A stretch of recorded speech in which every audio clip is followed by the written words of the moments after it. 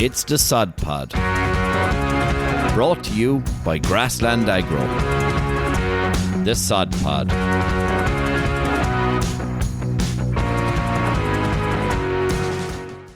Hello, and welcome to the Sod Pod. I'm here with Ed Healy and John O'Loughlin. We're above in Limerick. An awful lack of bunting around the place, John. Yeah, we had to stop and take it down on the way in, Jim. Well done to the banner, John. You're still beaming. I can hardly believe it. Yeah, it's magic. Like, the way you see these lads and they talk about All Ireland medals and who has them, it's nearly like the 100,000 or so people in Clare after winning All Ireland medal there in the last couple of weeks. So it's absolute magic. The performances on the pitch was incredible, like, wasn't it? Yeah, you called it, Jim. I was trying to keep my powder dry. I was trying to talk us down, like, and give us a chance, but unbelievable feeling to be there now. It's still thinking about it and make the hair in the back of your neck stand up. Yeah. You enjoyed the day out there? Yeah. Extra time. We went up early. Yeah, we went up early. We were like the unbelievers. We went up around 8:30. Like, everyone left there. The Yeah. They had the bacon and cabbage at 8 o'clock in the morning. And we were up early. Met a few lads, got a bite of lunch, went in. Ticket was on the 21 on the Cusick side. Yeah. The brother and the lovely Teresa were going in then. So was in with them for beforehand and made way up to the seat. Thought we were dead and buried after 17 minutes. Yeah, and then the poor Cork fans around me got some earful. They got some running commentary anyways. And yeah, the chap beside me, I hit him a few rattles. He was in a headlock at one stage as we came back into it. And then, sure, it was hard to take. You couldn't take your eyes off, and you couldn't believe the kind of excitement to it as well. Like, it was electric. It was absolutely electric. But do you think it was as good as the hyperbole and the hype? Do you know, like the greatest ever All Ireland? We've had some good ones. I know the Limerick ones. Listen, they were mediocre now. They weren't great. No, they were poor. Like, they were poor, Ed, weren't they?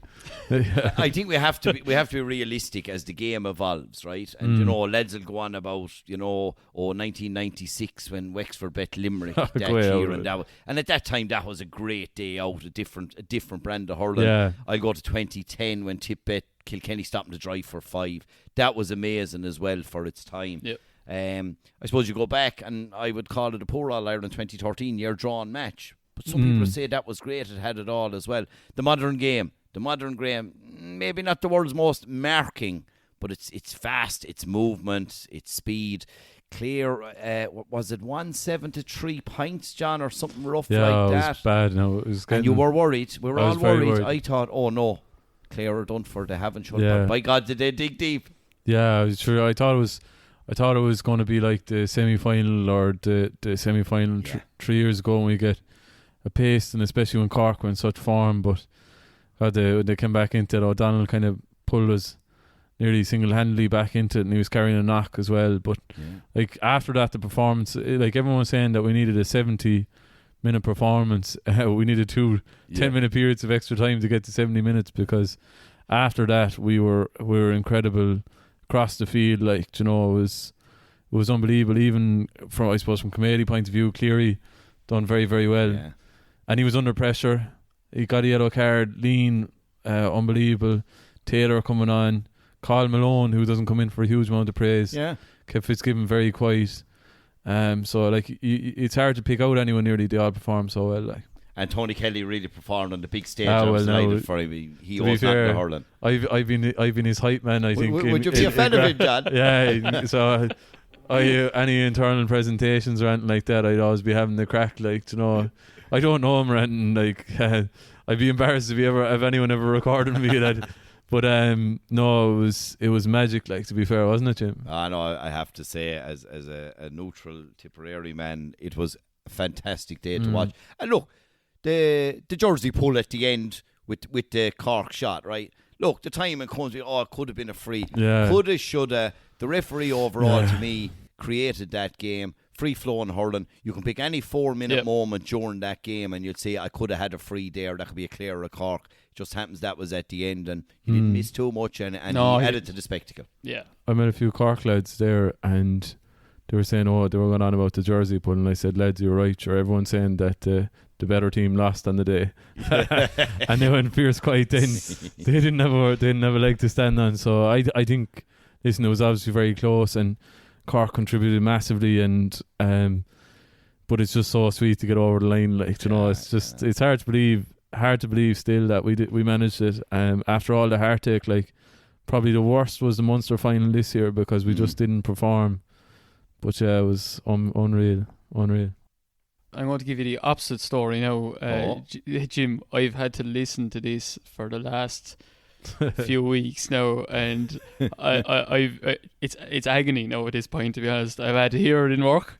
I've had to hear it at five-a-side soccer. I've had to hear it fencing fields. I've had to hear it injected animals. I never get. I tell you, we were in. I tell you a good story though. We were in France working last week, Jim, as you know. You wasn't work closely, but as you know yourself, right? And John had met some of our work colleagues in France there for the first time last week, and every time he got up to introduce himself, he introduced himself as John O'Loughlin, Group Head of Sustainability and World Champion. I said All-Ireland champion. No, don't get it. No. Don't put legs on the last story week now. it was world champion. That's exactly what it was. To be fair, so I don't think he's been living off the last Clare All-Ireland win for God knows how long. Because I don't. Do you remember when they won All-Ireland last? I don't either. But John lives for this. He absolutely lives for it. Yeah, it was magic. Now, it was fair tough heading on the plane to go over, like, the crack in Ennis would have been. But hey, we better move on, Jim. Yeah, that's enough of that. We're not going to mention hurling until next February. Well, we'll see. So look, lads, I suppose protected urea. Let's talk about protected urea. A lot of research and data says it's wonderful. There's a lot of knives and needle out there and people questioning it as well. Let's go warts and all. What's the story? Yeah, sure. Look, I'm not going to dress it down at all. There has been a lot of concern over the last few weeks. Really, what I would be saying, like, if we look at the year we're after getting, Jim, we're after getting, very low temperatures, right? A huge variation in temperatures. We're after getting dry weather. We're after getting wet weather. We're after getting very dull days, very few sunny days. Yeah.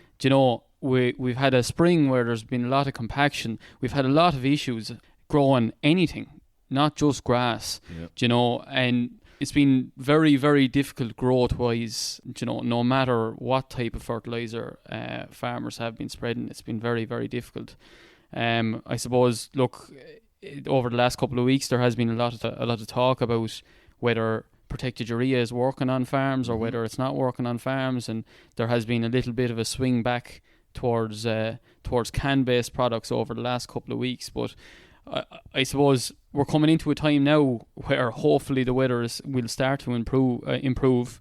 We have paddocks have been cleaned up. Anything that's been wiry since the springtime has been tidied up a little bit, and some leafier, more quality grass is coming back into it. And I suppose growth rates are starting to drive on a little bit there now. I suppose in terms of protected urea, I know Teagasc have done a couple of studies there now over the last couple of weeks there in terms of comparing protected urea products back to can-based products, and there has been absolutely no difference in terms of how they've been working. So I think a lot of grass growth issues are probably going back to conditions, ground conditions, soil conditions, weather factors, rather than different types of fertilizers. I don't know whether you would agree with that, John, or what your take is on the whole yoke. Yeah, I'd 100% agree. I suppose there was bits and pieces in the journal there, a farmer contribution actually, and I suppose the morale on farm is average enough now, to be honest, given what I discussed there. The form of nitrogen isn't the issue, it's the year. I suppose one point that people maybe aren't given enough credit to is the fact that to grow your 1500 cover, which is your ideal pre-grazing yield, which we'd want to grow in kind of the space of 18 days to 21 days at this time of the year, half the nitrogen is coming from your chemical fertilizer and half is coming from the soil, and the soil really hasn't got going until the last week or two. I suppose I'm hearing a lot of people saying I spread, maybe protected urea or NBPT urea 6 weeks ago and got a middling response, but that's because of weather. Whereas I spread maybe can, or had a little bit of can, I went with it in the last week or two and I got a great hop, but that's just the weather conditions completely. The other side of it is that we're spreading much lower quantities than we would have previously because of the fertilizer register. Yes. So previously comparing maybe 17 units or 18 units with 25 or 30 isn't the comparison. P&K is starting to bite us, the holidays that we've taken. The form of protected urea is very, very important as well. So all the research is done on NBPT. That's the tried and tested, and that's what farmers just need to be looking out for, that they're using the NBPT. That's what all the Teagasc research is done on. That's what we have a lot of confidence in, and just to be conscious of that as well when you're making your purchases and bringing it onto the farm. The damage done in springtime is rearing its head as well. Yeah. So all these factors are contributing, but I don't have any issue with protected urea. I think it's very, very good. The one thing I would say is that we're expecting, by its name is protected, so it doesn't maybe give you that instant response. Yes. So you get a kind of a slower and steadier, and you hold on to more of it. Can gives you that initial shot, doesn't it? 8 or 9 days you might see that hit straight away. Protected urea, because as you say, protected, maybe a bit more phased. Yep. So slower gain. So when we have the can is calcium ammonium nitrate. That's what it is, and the plant can utilize ammonium and nitrate, and can is generally 50% ammonium, 50% nitrate. So you have in the nitrate, you have a very usable form of nitrogen initially, straight away when you put it out. So that's why typically when a farmer goes and spreads a can-based product, they generally start to see a greening effect in the first couple of days after that application. And once that nitrate is used up, that ammonical nitrogen also gets converted over into nitrate quite quickly. So you do get a lot of nitrogen available very, very quickly. Yeah. That also has other implications or issues, in that if we get a period of high rainfall, that nitrate is the nitrogen that's available for leaching more readily. So you can lose a decent bang of that very quickly if you get a lot of rainfall. And like if you look at what we've been getting up to this point, we're talking monthly, probably between 80 and 100 mil of rain, over the last couple of months. Like, so we have been getting serious effect that way. And in terms of our protected urea, then what we have to bear in mind is that urea starts a step behind those and has to be broken down twice.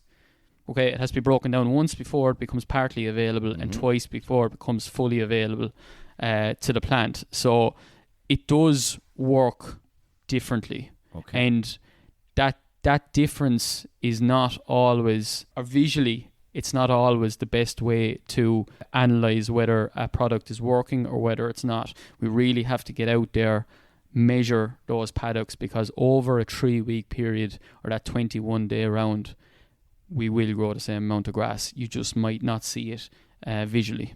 Yeah, and we always talk about grass measuring, don't we? Get out walking them fields. Yeah, you will.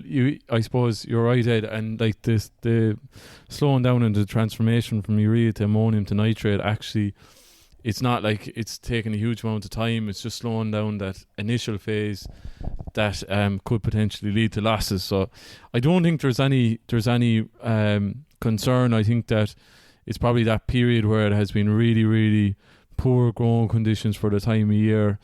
And that's what the Teagasc data has shown us as well, because like everyone's conscious of that. This is something that's people are talking about because it's been published in the journal and created a bit of noise. You see, a few lads rolling in behind it on socials and stuff like that. There's another guy in Northern Ireland that's talking about this as well, influencer if you want to call it. But listen, a lot of the arguments are flawed, unfortunately. And then like there is, bits and talk about it, but in reality, and it's not to undermine anyone's opinion whatsoever, it's just that there's a lot of issues, and unfortunately most of it is the soil rather than the fertilizer. And that's why going back to that diagnosis of soil health and trying to understand it is so important, and maybe it's part of the reason that we are experiencing the lower than the normal growth habits. But like, I suppose Chag has communicated the results from this year, Ed, and there's no difference between any of the products. No, I mentioned that earlier on there, John. There has been a good bit of work done this year, and it's off the back of the concern that farmers have been having out there. In terms of our NBPT protected ureas and ureas with 2 NPT in there versus can-based products, and they are performing the exact same as our can-based products in terms of growing grass.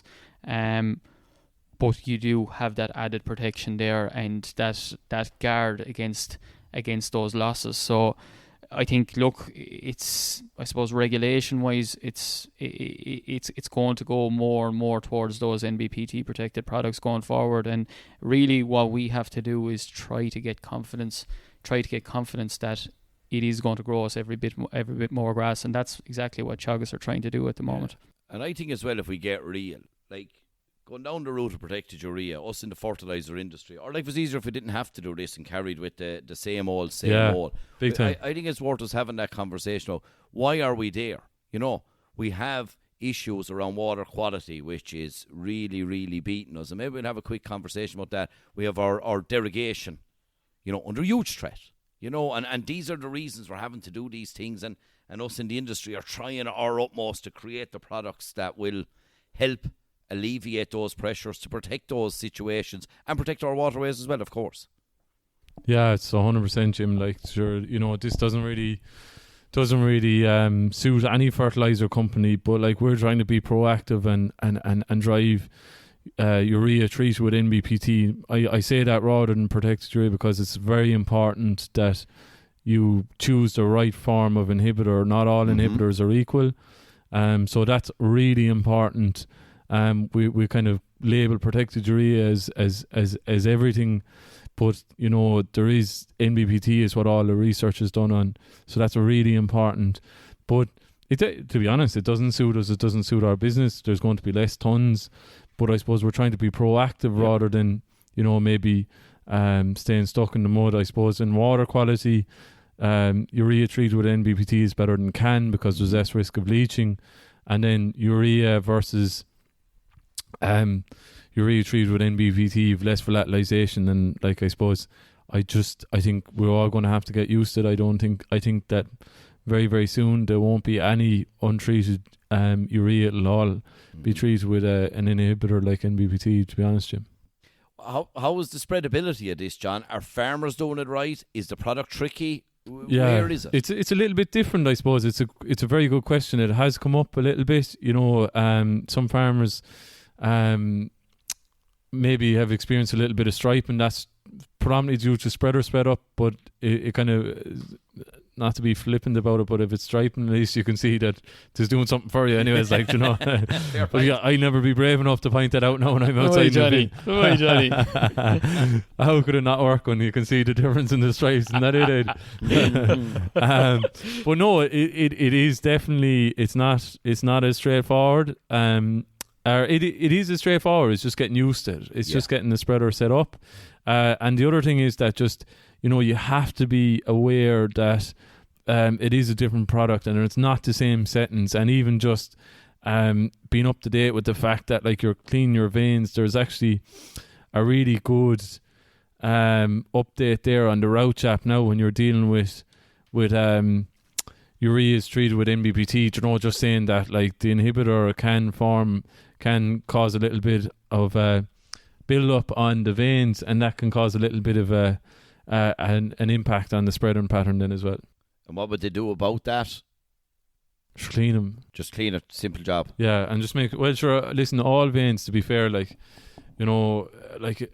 farmers think the veins are perfect, like, but in reality, if you see any bit of a ripple at all, like, that's That's a huge impact, because like you're dropping it and you're spreading it could be 24 meters, like, so you think of a tiny indentation on 1 or 2 mil left or right, like that has a huge bearing on over 24 meters then. To be like Tony like on their own, like 1 or 2 mil of it, one little tug of a Cork jersey could drive a ball wide, Johnny. Eileen, right. Sure. You think about it, Jim.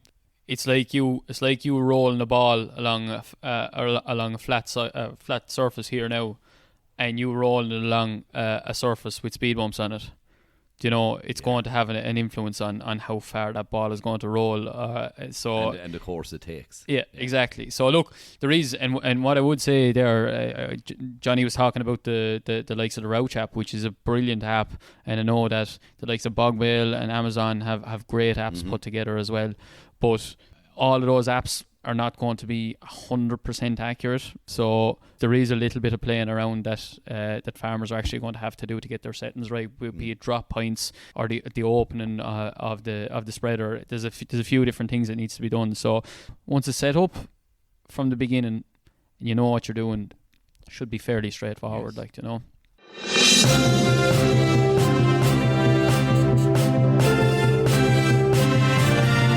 What's in the news? So for this week's What's in the News, Eddie, you've chosen an article there. I hope it's exciting. Jeez, I don't know about exciting, Jim. That's not something that's normally associated with me. That's exactly what I was going to say. As Johnny likes to call me, Steady Eddie. Wouldn't be known for bowling people over with me excitement, but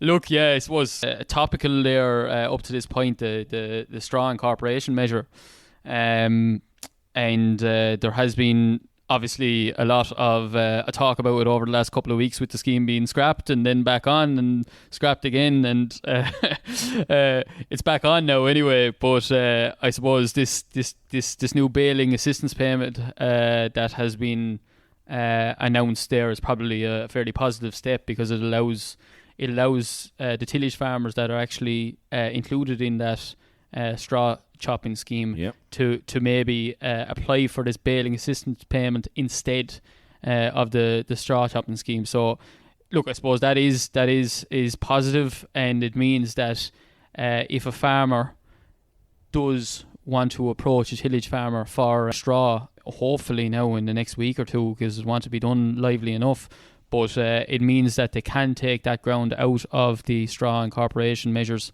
and put it into this new bailing assistance payment. It's positive, John. Yeah, I think it's the best both worlds. That it maybe mitigates a little bit of the risk of straw having to be imported, which is the concern from the grassland point of view or the livestock sector. I suppose the tillage farmers were maybe very upset over the way it was communicated, the maybe stopping the SIM or the straw incorporation measure, and I think rightly so though, John. It was a huge shock to their business, having a really, really tough year, but the benefits that it has from a soil health point of view are absolutely massive, because you're putting a huge amount of carbon back into the soil. You could argue, if you've done straw for dung, is it a perfect medium as well? But you're putting in probably less carbon, but you're putting in more NPK, which would be more beneficial as well. But listen, there's nuances to everything. Obviously the hassle of going to try and bale straw and get it off the field, etc., is negated with the straw incorporation measure. So I think it's good. I think it's brilliant, especially for the oilseed rapes and the oats, and the less valuable straw that those crops a farmer is well entitled to get rewarded for the as through the straw incorporation measure, which is super. So look, it's €175 per hectare for the bailing scheme, which is quite positive. Now, one thing that, look, it has been talked about a lot now over the last couple of weeks there, but it'd be very important look, we're well into harvest now at this stage. Yep. It'd be very, very important now that if you actually want straw, you need to book it in as early as possible, in order to for the tillage farmer to actually avail this payment and maybe take out some ground out of the straw incorporation scheme. But look, very positive news. No, that's great, lads, and thanks for that. Mind yourselves out there. Farm smart, farm safe.